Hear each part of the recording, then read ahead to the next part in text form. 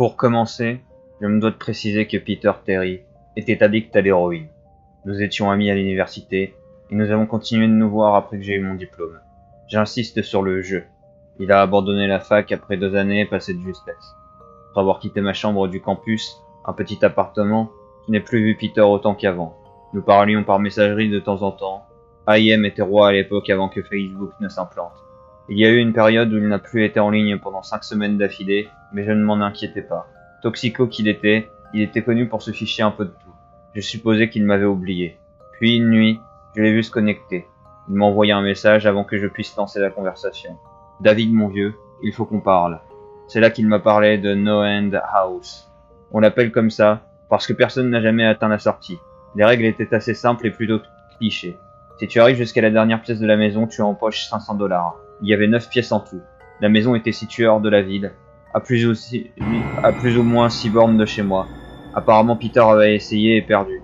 Il était accro à l'héroïne et sans doute d'autres substances, donc j'ai supposé qu'il s'était défoncé et qu'il avait pris peur devant un simple fantôme en carton ou un truc du genre. Il m'a dit que c'était beaucoup trop dur pour être réussi par qui que ce soit, que ce n'était pas naturel. Je ne l'ai pas cru. Je lui ai dit que j'allais y jeter un œil le lendemain soir. Il a essayé désespérément de me convaincre de ne pas le faire, mais sur le moment, $500, ça me paraissait trop beau pour être vrai. Je devais y aller. Je me suis mis en route le lendemain soir. Quand je suis arrivé, j'ai immédiatement senti qu'il y avait quelque chose d'étrange à propos de cette maison. Vous avez déjà vu ou lu quelque chose qui ne devrait pas être effrayant et qui pourtant vous provoque un méchant frisson dans le dos? C'était ça. J'ai marché vers le bâtiment et le malaise s'est intensifié quand j'ai ouvert la porte. Mon cœur a ralenti et j'ai lâché un soupir de soulagement en entrant. La pièce ressemblait à un simple hall d'hôtel décoré pour Halloween. Aucun employé n'était présent.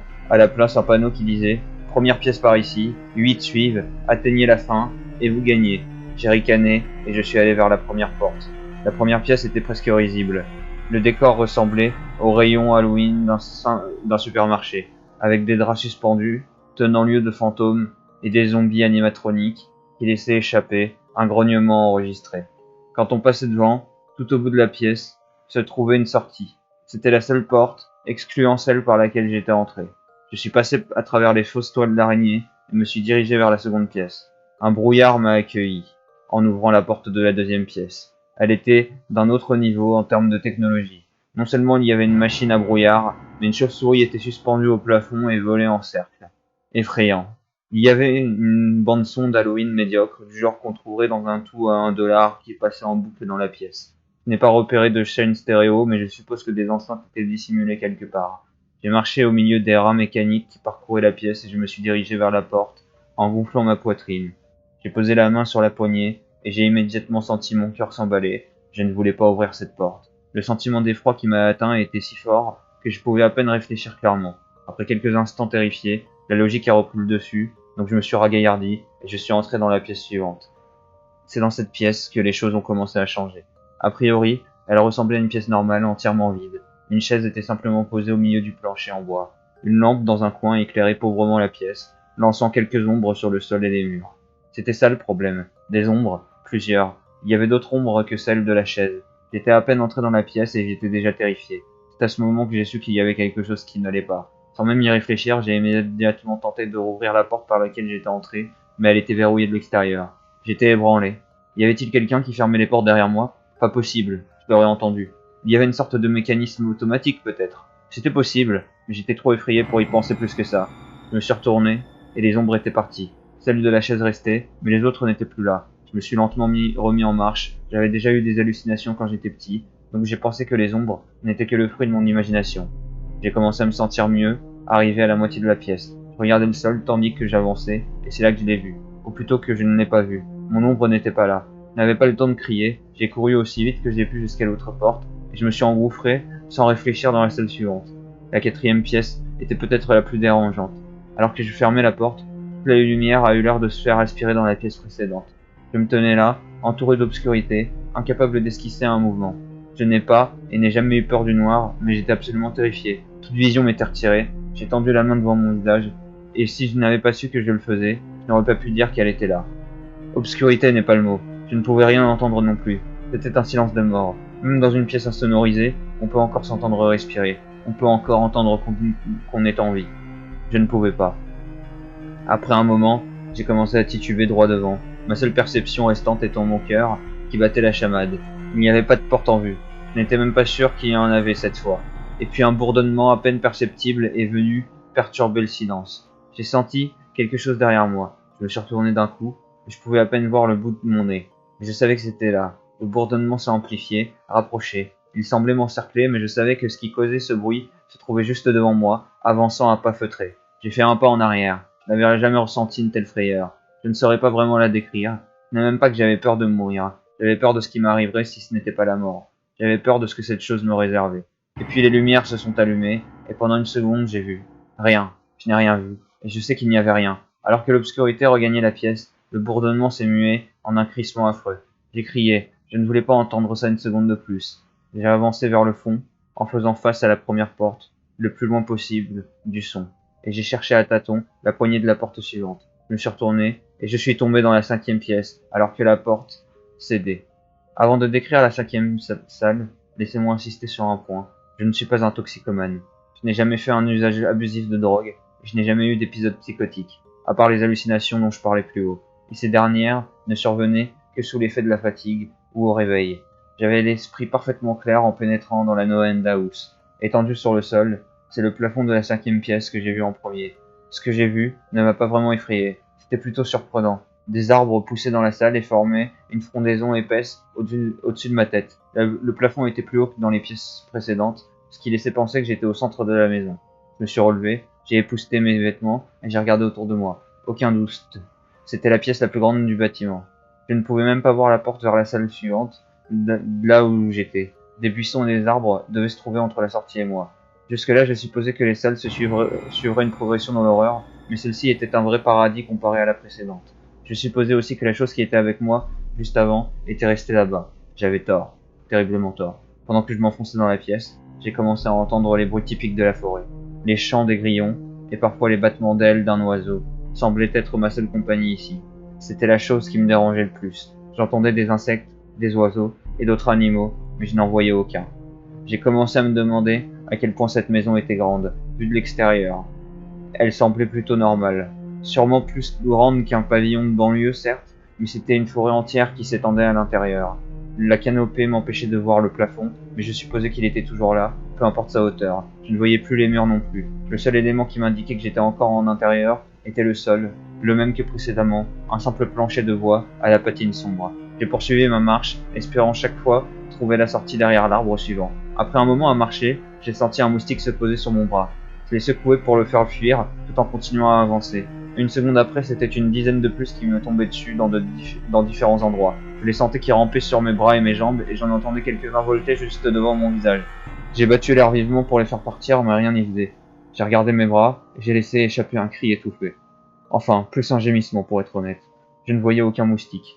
Pas un seul moustique n'était posé sur moi, mais je les sentais. J'entendais le sifflement de leurs ailes près de mes oreilles. Je les sentais me piquer, mais je ne pouvais pas les voir. Je me suis couché par terre et j'ai commencé à rouler sur le sol. J'étais désespéré. J'avais toujours détesté les insectes. En particulier ceux que je ne voyais pas ou que je ne pouvais pas atteindre. Mais ces insectes pouvaient m'atteindre, et ils étaient partout. J'ai commencé à ramper, je n'avais aucune idée d'où aller. L'entrée n'était plus visible, et la sortie n'était toujours pas en vue. Je rampais, ma peau tressaillant sous les assauts de centaines d'insectes fantômes. Après ce qui m'a semblé être des heures, j'ai fini par trouver la porte. J'ai empoigné l'arbre le plus proche, et m'appuyant dessus, je me suis relevé, fouettant en vain mes bras et mes jambes. J'ai tenté de courir, mais je ne pouvais pas. Épuisé de ramper et de lutter contre ce qui me harcelait. J'ai atteint la porte en quelques pas chancelants, m'appuyant sur chacun des arbres qui m'en séparaient. J'étais seulement à 1 ou 2 mètres quand je l'ai entendu, le bourdonnement de la pièce précédente. Il venait de derrière la porte, plus grave que la première fois. Je pouvais presque le ressentir à l'intérieur de mon corps, comme quand on se tient près des caissons basses à un concert. La sensation des insectes rampant sur ma peau s'atténuait tandis que le bourdonnement gagnait en intensité. Alors que je posais ma main sur la poignée, les insectes étaient totalement partis, mais je n'arrivais pas à me résoudre à tourner le bouton. Je savais que si je retournais en arrière, les insectes me retomberaient dessus, et que je ne pourrais de toute façon pas regagner la 4e salle. Je suis resté, hésitant, la tête collée contre la porte, frappée d'un 6, la main tremblant sur la poignée qu'elle serrait. Le bourdonnement était si fort que je ne m'entendais même plus penser. Je ne pouvais plus rien faire d'autre qu'avancer. La 6e pièce était la suivante et c'était un enfer. J'ai repoussé la porte derrière moi, les yeux fermement clos, et les oreilles douloureuses. Le bourdonnement était tout autour de moi. Alors que la porte se verrouillait dans ses gonds, le bourdonnement s'est évanoui. J'ai ouvert les yeux pour me rendre compte que la porte que je venais de fermer avait disparu. À la place, un mur. J'ai regardé autour de moi, choqué. La pièce était identique à la troisième salle. La même chaise, la même lampe. Mais cette fois, rien d'anormal avec les ombres. La seule vraie différence était qu'il n'y avait pas de porte de sortie, et celle par laquelle j'étais entré venait de disparaître. Comme je l'ai dit plus haut, je n'avais jamais eu de problème d'instabilité mentale jusque-là, mais c'est à ce moment que j'ai sombré dans ce qu'on pourrait appeler de la folie. Je n'ai pas crié, je n'ai pas émis un son. Au début, j'ai doucement gratté le mur. Il était solide, mais je savais que la porte était quelque part. Elle devait être quelque part. J'ai gratté plus insistant, là où devait se trouver la poignée. J'ai griffé de mes deux mains, maintenant frénétiques, cassant, retournant mes ongles contre le bois du mur. Je me suis mis à genoux, seuls mes grattements perturbant le silence parfait de la chambre. La porte était là. Je savais qu'elle était là. Si je pouvais seulement traverser ce mur. Et puis, est-ce que ça va? Je me suis mis debout et retourné d'un geste. Je me suis adossé au mur, derrière moi, et j'ai vu qu'il venait de parler. Elle était sûrement la chose la plus effrayante que j'avais jamais vue. C'était une petite fille. Elle portait une robe blanche, légère, qui lui descendait aux chevilles. Aujourd'hui, je regrette seulement de ne m'être retourné. Ses cheveux blonds lui arrivaient au milieu du dos, sa peau était pâle et ses yeux étaient bleus. Ce qui est effrayant, c'était pas la fillette en elle-même, mais ce que j'ai vu en elle. En regardant attentivement, j'ai vu autre chose. Là où elle se tenait, il y avait ce qui ressemblait au corps d'un homme, si ce n'est plus grand que la normale, et couvert de poils. Il était nu, des pieds à la tête, mais sa tête n'était pas celle d'un homme, et ses pieds étaient des sabots. Ce n'était pas le diable, mais au point où j'en étais, ça aurait très bien pu l'être. La forme avait la tête d'un bélier et le museau d'un loup. Cette chose et la fillette, c'était la même forme. Je n'arrive pas à le décrire clairement, mais je voyais les deux simultanément. Ils se tenaient au même endroit dans la pièce, mais c'était comme regarder deux dimensions séparées. Quand je voyais la fille, je voyais l'autre forme, et quand je voyais l'autre forme, je voyais la fille. Je ne pouvais pas parler, je pouvais à peine voir. Mon esprit luttait contre ce qu'il cherchait à appréhender. J'avais déjà connu la peur au cours de ma vie, et je n'avais jamais eu autant peur que dans la quatrième salle. Mais ça, c'était avant la sixième. Je suis resté immobile, fixant du regard la chose qui venait de me parler. Il n'y avait pas de sortie, j'étais piégé avec elle, et puis elle a de nouveau parlé. David, tu aurais dû écouter. C'était la voix d'une fillette que j'entendais, mais simultanément, la voix de l'autre forme résonnait dans mon esprit. Une voix que je ne tenterai même pas de décrire. Aucun autre bruit.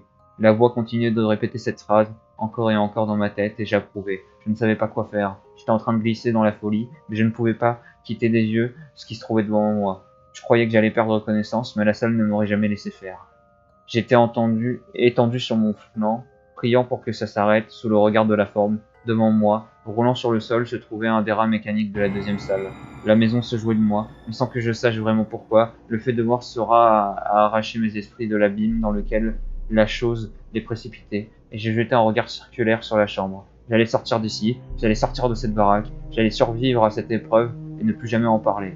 Je savais que j'étais en enfer, je n'étais pas prêt à prendre ma clé. Au début, seul, mes yeux ont bougé. J'ai scruté les yeux à la recherche de la moindre ouverture. La pièce n'était pas si grande que ça. Aussi, ça ne m'a pas pris longtemps de faire le tour de ce que je pouvais voir sans me déplacer. Le démon me toisait toujours, comme vissé à sa place, mais sa voix devenait plus forte. J'ai posé la main sur le plancher et je me suis relevé péniblement et je me suis retourné pour examiner le mur qui se trouvait derrière moi. Et puis j'ai vu quelque chose que je n'arrivais pas à croire. La chose se trouvait juste derrière moi, murmurant toujours à mon esprit que je n'aurais jamais dû venir. Je sentais son souffle sur mon dos, mais j'ai refusé de me retourner vers elle. Un grand rectangle était découpé dans le bois, une petite entaille pratiquée en son centre. Juste devant moi se trouvait le grand 7 que j'avais griffé sans le savoir peu avant. Je savais ce que c'était. La septième pièce était juste derrière ce mur. Là où se trouvait la cinquième, il y avait quelques minutes. Je ne savais pas comment j'avais fait ça, peut-être le sentiment d'urgence, mais je venais de créer la porte. Dans ma folie, j'avais creusé dans le mur ce dont j'avais le plus besoin, une sortie. La septième pièce était toute proche. Je savais que le démon était juste derrière moi, mais pour une raison ou une autre, il ne pouvait pas me toucher. J'ai fermé les yeux et j'ai placé mes deux mains sur le 7. J'ai poussé de toutes mes forces. Le démon, à présent, criait dans mes oreilles. Il me disait que je ne partirais jamais. Il me disait que c'était la fin, mais que je n'allais pas mourir. Que j'allais vivre pour toujours avec lui dans la sixième salle. J'ai refusé. J'ai poussé. J'ai crié de toutes mes forces. Je savais que j'allais finir par faire céder le mur. J'ai gardé les yeux fermés, j'ai hurlé, et le démon a disparu. Le silence est retombé sur la salle. Je me suis retourné lentement, et je n'ai vu que la chambre, telle qu'elle était quand j'y suis entré. Une lampe dans un coin, une chaise solitaire au milieu du plancher. Je n'arrivais pas à croire ce que je voyais. mais je n'avais de toute façon pas le temps d'y penser plus que ça. Je me suis retourné vers le 7, faisant un petit bond en arrière. C'était maintenant une porte qui se trouvait devant moi. Ce n'était pas celle que j'avais pratiquée, mais une porte ordinaire, frappée d'un grand 7. Mon corps tremblait tout entier. Ça m'a pris un moment pour oser tourner la poignée, et je suis resté là un moment, hésitant à poursuivre mon avancée. Je ne pouvais pas rester dans la 6e pièce, mais après ce que je venais de traverser, je n'osais pas imaginer ce que la 7e me réservait. J'ai dû rester planté là, une bonne heure, regardant la porte angoissée. Finalement, avec une profonde inspiration, j'ai tourné le bouton, et j'ai ouvert la porte de la 7e salle. J'ai franchi le chambranle, à bout de force, et mentalement exténué. La porte s'est refermée derrière moi et j'ai réalisé où je me trouvais. J'étais dehors. Non pas dehors comme dans la 5e salle, mais bel et bien dehors. Mes yeux me piquaient. J'avais envie de pleurer. Je suis tombé à genoux. J'ai voulu laisser les larmes couler, mais je n'y arrivais pas. J'étais finalement sorti de cet enfer. Je ne me souciais même pas du prix que j'étais censé recevoir. Je me suis retourné et je me suis aperçu que la porte que je venais de franchir n'était autre que la porte d'entrée. Je me suis dirigé vers ma voiture et je suis rentré chez moi, pensant à prendre une bonne douche en arrivant. Alors que je me rapprochais de ma maison, je me suis senti mal à l'aise. La joie de sortir de la Noend House s'était estompée et une terreur sourde grandissait en moi. J'ai tenté de me rassurer. Ce n'était peut-être qu'un contre-coup de cette expérience éprouvante. J'ai franchi le seuil et je me suis dirigé aussitôt vers ma chambre. Sur mon lit m'attendait mon chat Baskerville. C'était le premier être vivant que je croisais de toute la nuit. Je me suis approché pour le caresser. Il a alors feulé, tendant les griffes vers ma main. J'ai reculé surpris. Il ne se comportait jamais comme ça avec moi. Sur le moment, j'ai juste mis ça sur le compte de son grand âge. Je suis entré dans la cabine de douche et je me suis préparé pour ce qui serait sûrement une nuit sans sommeil. Après la douche, je suis allé à la cuisine dans l'idée de me faire à manger. J'ai descendu les escaliers et je suis passé devant le salon. Ce que j'ai vu cependant restera marqué au fer rouge dans ma mémoire. Mes parents étaient étendus sur le sol, nus et ensanglantés, mutilés au point qu'ils étaient à peine reconnaissables. Leurs membres avaient été tranchés et se trouvaient alignés aux côtés de leur corps. Leurs têtes, tranchées également, avaient été posées sur leur poitrine, me faisant face, souriantes comme s'ils étaient contents de me voir. J'ai chancelé sous le choc. Pris de nausée, j'ai rendu mon dernier repas sur le sol et me suis écroulé à genoux sanglotant. Je ne savais pas ce qui avait pu se passer. Ils ne vivaient même pas avec moi à l'époque. C'est là que je l'ai aperçu. Une porte qui n'aurait pas dû être là. Une porte frappée d'un grand 8, tracée avec du sang. J'étais toujours dans la maison. Je me trouvais dans mon salon, mais j'étais dans la 7e pièce. Le sourire qu'affichaient mes parents s'élargissait à mesure que je le réalisais. Ce n'étaient pas mes parents, ça ne pouvait pas être eux. Mais ils leur semblaient beaucoup trop. La porte était de l'autre côté de la pièce, les corps placés entre elle et moi. Je savais que je devais continuer, mais sur le moment, j'avais abandonné. Les visages souriants me mettaient à terre. Ils se délectaient de ma détresse. J'ai vomi une fois de plus, à 2 doigts de tomber dans les pommes. Et puis le bourdonnement est revenu. Plus fort que jamais, il a enveloppé entièrement la chambre, faisait trembler les murs, le bourdonnement m'ordonnait d'avancer. J'ai lentement commencé à marcher, me rapprochant de la porte et des corps. Je tenais à peine debout, et plus je m'approchais de mes parents, plus je voulais en finir. Les murs tremblaient maintenant si fort qu'ils semblaient sur le point de s'effondrer, mais les visages n'avaient pas cessé de me sourire. J'étais maintenant tout près d'eux, et je pouvais voir leurs yeux suivre mon déplacement. J'étais maintenant entre deux, à 1 ou 2 mètres de la porte. Les mains tranchées de mes parents se joignirent en travers du tapis, sans que les têtes ne me quittent des yeux.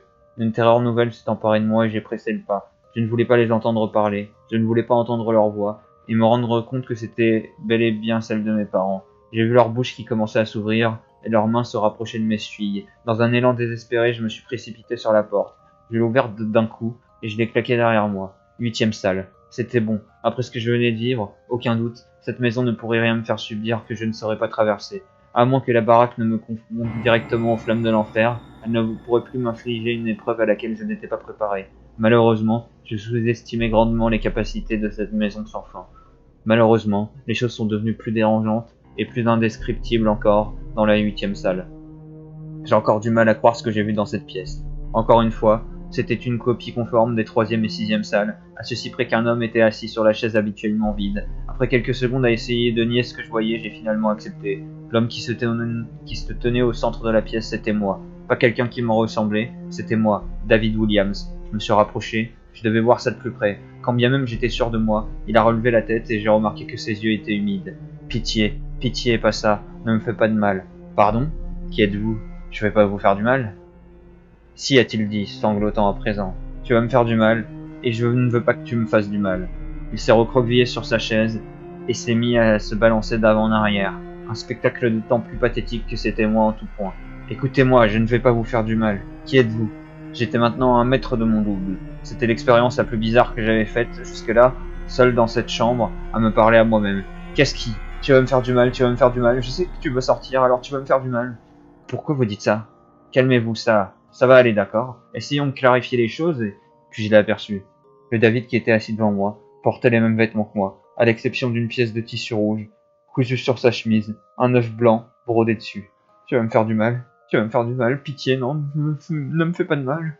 Mes yeux n'arrivaient pas à se détacher du nombre brodé sur sa poitrine. Je savais parfaitement ce que ça voulait dire. Les premières pièces étaient simples et directes, mais les suivantes sont devenues de plus en plus ambiguës. Le 7 était apparu sur le mur, mais c'était moi qui l'avais tracé. Le 8 était écrit avec du sang, au-dessus des corps de mes parents. Mais le 9 était apposé sur une personne bien vivante. Puis, c'était une personne qui me ressemblait trait pour trait. David? Oui, tu vas me faire du mal. Tu vas me faire du mal. Il continuait de se balancer en sanglotant. C'était moi dans les moindres détails, jusqu'à sa voix. Mais ce 9, j'ai marché nerveusement devant lui, tandis qu'il sanglotait, sans vraiment comprendre comment j'ai su que gratter les murs ne me mènerait nulle part cette fois-ci. Il n'y avait pas de porte de sortie, et comme dans la 6e salle, la porte d'entrée avait également disparu. J'examinais les murs et le plancher autour de la chaise, en passant la tête pour voir si rien n'était caché dessous. Malheureusement, c'était le cas. Sous la chaise se trouvait un couteau, une note l'accompagnait pour David, de la part de la direction. J'ai senti mon estomac se nouer en lisant ces mots. J'avais envie de vomir. Prendre ce couteau était la dernière chose que je voulais faire. Sur la chaise, les sanglots de David étaient maintenant incontrôlables. Mon esprit tourbillonnait dans un fouillis de questions sans réponse. Qui l'avait posé là, et comment connaissait-il mon nom? Sans compter qu'en même temps que je m'agenouillais sur le froid plancher, j'étais assis sur une chaise la pleurnichée, terrifié à l'idée du traitement que je me réservais. C'était trop pour moi. La maison et ceux qui la tenaient s'amusaient à me faire souffrir depuis des heures. Pendant un moment, mes pensées se sont dirigées sur Peter, et je me demandais s'il était arrivé si loin dans l'épreuve. Si c'était le cas, s'il s'était retrouvé face à un Peter Terry implorant sa pitié dans cette même chaise, se balançant convulsivement d'avant en arrière. J'ai chassé ces pensées de ma tête. Ce n'était pas important. J'ai pris le couteau. Au moment même où je l'ai touché, l'autre David s'est calmé. David, c'était ma voix que j'entendais. Qu'est-ce que tu vas faire? Je me suis levé, empoignant fermement le couteau. Je vais me sortir de là. David était toujours assis, mais il était parfaitement calme à présent. Il a levé les yeux vers les miens, avec un petit sourire. Je n'aurais pas su dire s'il allait se mettre à rire ou se jeter sur moi pour m'étrangler. Lentement, il s'est levé de sa chaise et m'a fait face de toute sa hauteur. La scène était profondément dérangeante. Sa taille et même sa posture me correspondaient exactement. Je sentais le manche du couteau dans ma main, et j'ai resserré mon étreinte dessus. Je ne savais pas ce que j'allais faire avec, mais j'avais le sentiment que j'allais en avoir besoin. Très bien. Sa voix était devenue un peu plus grave que la mienne. C'est moi qui vais te faire du mal. Je vais te faire du mal, et je vais te garder ici, avec moi. Je n'ai pas répondu. Je me suis juste rué sur lui, le taclant pour le mettre à terre. J'étais sur lui, ma lame tendue, vers le bas, prêt à frapper. Il me regardait terrifié. C'était comme si je me regardais dans un miroir. Puis le bourdonnement est revenu, faible, lointain, même si je le sentais au plus profond de mon propre corps. David regardait vers moi, tandis que je regardais vers lui. Le bourdonnement s'est rapproché, et j'ai senti quelque chose se rompre en moi. D'un geste, j'ai abattu le couteau sur sa poitrine, et j'ai élargi la plaie vers le bas. Toutes les lumières se sont éteintes, et je me suis senti tomber. L'obscurité autour de moi était telle que je n'en avais jamais vu jusqu'ici. La 4e salle était sombre, mais loin d'être aussi sombre que les ténèbres qui m'engouffraient ici. Passé un temps, je n'étais même plus sûr de tomber. Je me sentais comme si je ne pesais plus rien. Enveloppé dans le noir, une profonde tristesse s'est abattue sur moi. Je me sentais perdu, seul, déprimé, prêt à en finir. La vision de mes parents m'est revenue. Je savais que ce n'était pas réel, mais je l'avais vu, et je ne pouvais plus l'ignorer. Mon désespoir grandissait sans cesse. Je suis resté dans la 9e salle, pendant ce qui m'a semblé des jours. La dernière salle, la fin. Et c'est précisément ce qu'elle était, la fin. Noen Daous, la maison sans fin avait une fin, et je l'avais atteinte. Arrivé là, j'ai abandonné. Je savais que j'allais rester pour toujours dans cet entre-deux, avec les ténèbres pour seule compagnie. Le bourdonnement n'était même plus là pour maintenir mes sens éveillés. J'avais perdu toute perception, je n'étais même plus conscient de mon propre corps, je ne pouvais plus rien entendre. La vue m'était totalement inutile ici. J'ai recherché le goût de ma salive dans ma bouche en vain. Je n'avais plus de corps, et j'étais totalement perdu. Je savais où j'étais. C'était l'enfer. La 9e salle était l'enfer. Puis c'est arrivé. Une lumière, l'image d'Épinal de la lumière au bout du tunnel. J'ai senti peu à peu un sol se poser sous mes pieds, puis le poids de mon corps qui grandissait. Après un moment à reprendre connaissance de mes perceptions et de mes pensées, je me suis lentement mis en marche vers la lumière. Alors que je m'approchais de la source de la lumière, elle a commencé à prendre forme. C'était un rayon vertical, le côté d'une porte qui n'était marqué d'aucun chiffre. J'ai lentement poussé la porte, et je me suis retrouvé là où j'avais commencé. Le hall de Noend House. Il était exactement tel qu'il était quand j'ai passé la première porte. Toujours vide, et décoré de puérils articles d'Halloween. Après tout ce que j'avais traversé cette nuit-là, je m'attendais encore au pire. Laissant passer quelques instants sans qu'il ne se passe rien, j'ai regardé autour de moi à la recherche du moindre détail étrange, et j'ai fini par apercevoir sur le guichet une enveloppe blanche portant mon nom. Curieux mais toujours prudent, j'ai rassemblé mon courage et j'ai ouvert l'enveloppe. À l'intérieur, un feuillet manuscrit. David Williams. Félicitations, vous êtes arrivé au bout de No End House. Veuillez accepter ce prix en gage de votre exploit. À jamais vôtre, la direction. L'enveloppe contenait 5 billets de $100. Je ne pouvais pas m'arrêter de rire. J'ai ri pendant ce qui m'a semblé des heures. Je riais quand je suis retourné à ma voiture. Je riais sur la route vers chez moi.